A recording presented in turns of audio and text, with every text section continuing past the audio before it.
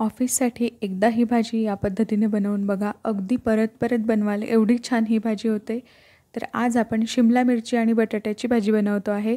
त्यासाठी मी इथे 1 पाव शिमला मिरची घेतलेली आहे, त्याचबरोबर 2 मध्यम आकाराचे बटाटे त्याची साल काढून त्यांना कट करून घेतलेला आहे। मिरचीसुद्धा अशा प्रकारे चौकोन आकारामध्ये मी कट करून घेतलेली आहे।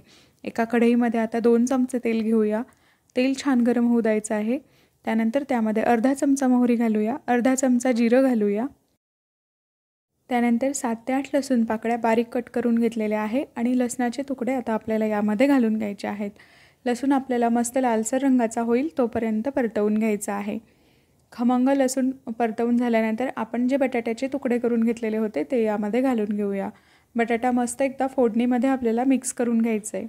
मिक्स करून झाल्यानंतर आपल्याला हा पाणी न घालता शिजवून घ्यायचा आहे, म्हणजे फक्त तेलामध्ये हा बटाटा आपल्याला शिजवून घ्यायचा आहे। यावर झाकण ठेवून घेऊया आणि साधारण 2 ते 3 मिनिटांसाठी आपल्याला बटाटा यामध्ये शिजवून घ्यायचा आहे। बटाटा थोडा शिजलेला आहे, यामध्ये आपण थोडीशी हळद घालूया आणि 1 चमचा लाल तिखट घालूया। यामध्ये आपल्याला बाकी कुठलेही मसाले वापरायचे नाही आहेत, फक्त हळद आणि लाल तिखट एवढंच आपल्याला यामध्ये घालायचं आहे। आता आपण कट करून ठेवलेली शिमला मिरचीसुद्धा यामध्ये घालून घेऊया आणि हे सर्व मिक्स करून घेऊया। बटाटा आणि शिमला मिरची फोडणीमध्ये अगदी व्यवस्थित मिक्स करून घ्यायची आहे। सर्व मिक्स करून झाल्यानंतर यावर आपल्याला झाकण ठेवून घ्यायचं आहे आणि याला आपल्याला 2 मिनिटांची एक वाफ आणायची आहे। शिमला मिरचीला पाणी सुटतं, त्यामुळे यामध्ये आपल्याला पाणी घालायची सुद्धा गरज पडत नाही। न पाणी घालताच हे मस्त शिजतं। आता भाजीमध्ये आपण चवीनुसार मीठ घालूया आणि हे सर्व व्यवस्थित एकदा मिक्स करून घेऊया।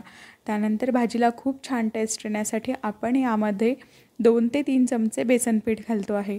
आपल्याला पोहे खाण्याचे 2 ते 3 चमचे बेसन पीठ यामध्ये घालायचे, खूप जास्त सुद्धा घालायचं नाही आहे। सर्व एकदा मिक्स करून घेऊया। हे भाजलेलं बेसन पीठ नाही आहे, तुम्ही भाजलेलं बेसन पीठसुद्धा वापरू शकतात। सर्व मिक्स करून झाल्यानंतर यावर आपण झाकण ठेवूया आणि 2 मिनिटांची याला वाफ आणूया। 2 मिनिटानंतर बेसन पीठसुद्धा छान शिजून येतं। तर आता इथे मस्त चमचमीत अशी शिमला मिरची आणि बटाट्याची भाजी बनवून तयार आहे। सुक्की भाजी मस्त डब्यासाठी तुम्हीही बनवू शकतात। बेसन पीठ घातल्यामुळे या भाजीला खूप छान टेस्ट येते। नक्की एकदा बनवून बघा। आजची शिमला मिरची आणि बटाट्याच्या भाजीची रेसिपी तुम्हाला कशी वाटली मला कमेंटमध्ये नक्की सांगा। रेसिपी थोडी जरी आवडली असेल तर व्हिडिओला लाईक, कमेंट आणि जास्तीत जास्त शेअर करा। त्याचबरोबर असेच नवनवीन व्हिडिओज बघण्यासाठी वृषालीज किचन चॅनलला सबस्क्राईब करा।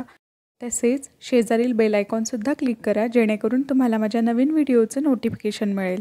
परत पुन्हा भेटूया अशाच एका नवीन रेसिपीसह। तोपर्यंत बाय बाय।